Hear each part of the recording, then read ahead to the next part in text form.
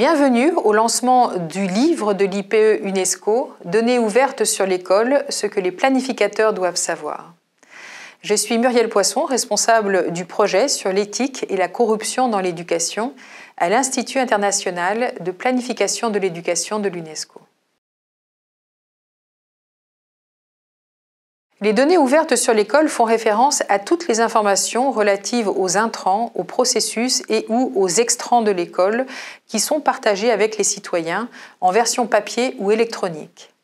Elles comprennent des informations sur le financement de l'école, son fonctionnement, sa gouvernance, sa performance. Ces données ont tendance à devenir plus exhaustives au fil du temps, avec l'inclusion par exemple de données relatives aux résultats des élèves. Voici un exemple des données affichées sur un tableau dit de la transparence aux Philippines. Cela vous donnera une idée de ce à quoi ressemblent les données ouvertes sur l'école dans la pratique.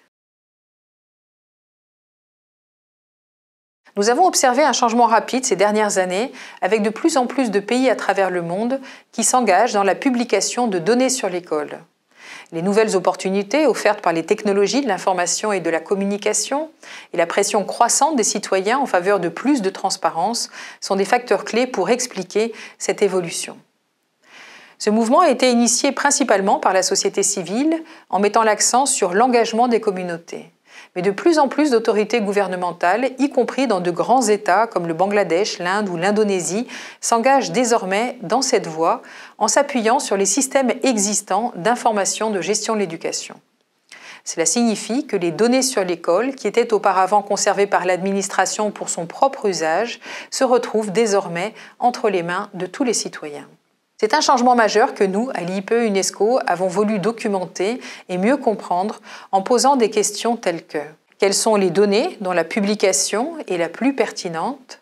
Quel format est le plus susceptible d'encourager l'engagement actif des citoyens? Et quelles actions sont nécessaires pour faire en sorte que les données publiées renforcent la redevabilité?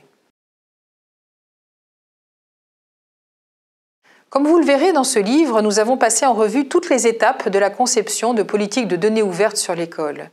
L'idée est en effet de s'assurer que les ministères de l'Éducation ne se contentent pas de produire des données ouvertes sur l'école, mais qu'ils mettent en œuvre également toutes les actions nécessaires pour que ces données deviennent un outil efficace permettant aux citoyens de défendre leur droit à une éducation de qualité, de demander des comptes aux autorités locales et scolaires, d'améliorer la prestation de services et enfin de détecter des mauvaises pratiques au sein de l'école. Le livre fournit de nombreuses illustrations sur la manière dont plus de 50 pays ont expérimenté des approches innovantes pour accroître l'utilité des données ouvertes sur l'école et renforcer leur impact sur la transparence et la redevabilité. Vous découvrirez également les voix et témoignages de plus de 1500 personnes que nous avons interrogées en Australie, au Bangladesh, en Inde, en Indonésie, au Pakistan et aux Philippines dans le cadre de notre recherche. Ainsi, un enseignant du secondaire interrogé au Bangladesh nous a déclaré « Depuis que nous sommes soumis à des contrôles, nous sommes plus vigilants, nous gérons mieux les ressources en fonction des besoins, nous suivons une stratégie adaptée et notre gouvernance s'améliore. Les données montreront tout de suite si vous avez respecté les règles. »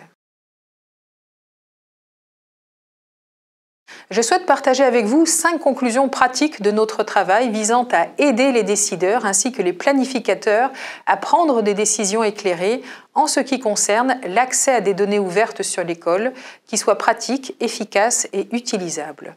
Premièrement, nous soutenons que les autorités éducatives ont beaucoup à apprendre de l'expérience de la société civile dans ce domaine, avec la nécessité de substituer à une logique administrative une approche davantage centrée sur le citoyen. Deuxièmement, nous insistons sur la nécessité de privilégier des données susceptibles d'induire des changements positifs.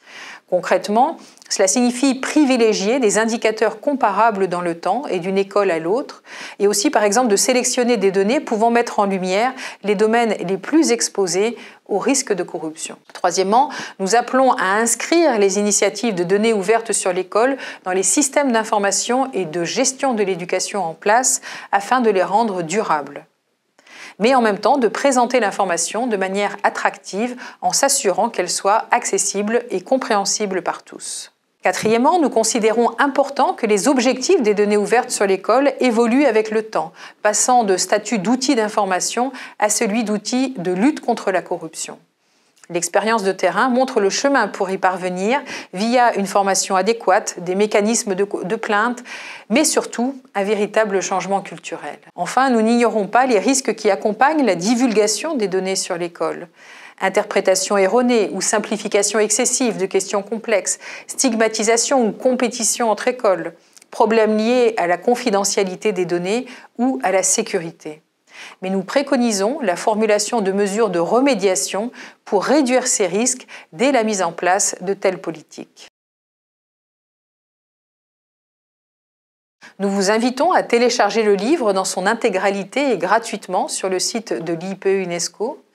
Rejoignez-nous pour en discuter lors de notre session à la CIES, prévue le jeudi 21 avril de 13h à 14h30, heure de Paris, que vous soyez universitaire, représentant d'un ministère ou membre de la société civile. Pour en savoir plus sur notre travail, vous pouvez consulter Ethico, la plateforme de ressources en ligne de l'IPE consacrée à l'éthique et à la corruption dans l'éducation.